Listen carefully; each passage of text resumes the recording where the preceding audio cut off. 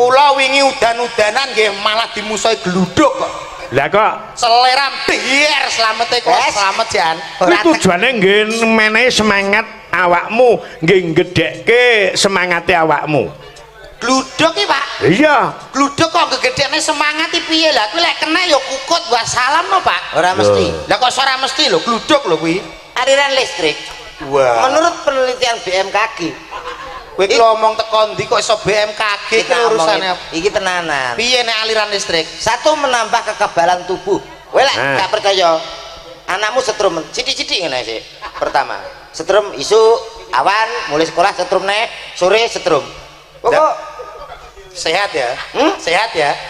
pertama lemes, terus kedua terus mimisen, Terus ketiga nih, yo ngimpus. pengen ngomong bongkong. Tak tapuk kuwi kayak solusi segena lho. Awak dhewe iki ndereke sinten? Pak Minto kok. Lho, iya maksudnya aja cerita hal-hal ngono kuwi. Pak Minto niku dalang kondang sing pun kuncara misuwur teng pundi-pundi lagi ngoten nggih Pak nggih. Mbah. Lho, Niku bagian pengendali udan niku ta. Ah. Ngene wis gampang-gampangan cara Jawa ya tinggu wong-wong Jawa. ya, Kathoke bojomu sing tinggu lho munggane gendeng ngono. ben gak udan. Masalah siji Pak gak iso Pak aku ngono. Lho nyapa malah aku kathok malah gampang to Mas? Bojoku blas ra tau nganggo. Lah aku terus opo sing dikene gendeng? Lho, mosok bojomu ora tambah tumbasne kathok. Blas pisan tau kapok. Lah nyapa? Dikene gendeng to. Itu kan gedhi to. Iya. Nah, moro tuwa rono. Anduk sapa to gak kene iki ngono. Anduk piye to kak kathok ya ngono. Kan kita gudi lho to. Mario bojomu gegeden ae. Masa di bojo kok bobote 187 kan ya pas to. Tak iso loro cilik-cilikan. Bojo apa nih jeding kok bongkar lawang ya nek to piye kok. Gegere nyapa? Aku kan tuku, Mas pesen bakso. Heeh. Pinten Mas? Tunggal. Wis to lungguh. Iya to. Pedes mboten? Duka awan ngono. Lho, Mas, pripun to?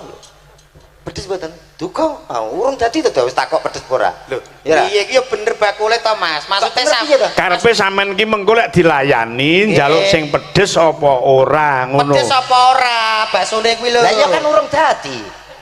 Aku yo ora ro to rasane. Maksudnya bakule iki ngomong karo awakmu pedes apa ora? Lho, gak ro. Kan aku lagi pesen, urung digawe. Tegese ora ngono me. Tegese iki rasane iki lho piye? Lah ya urung ngicipi wong dadi ya urung kok.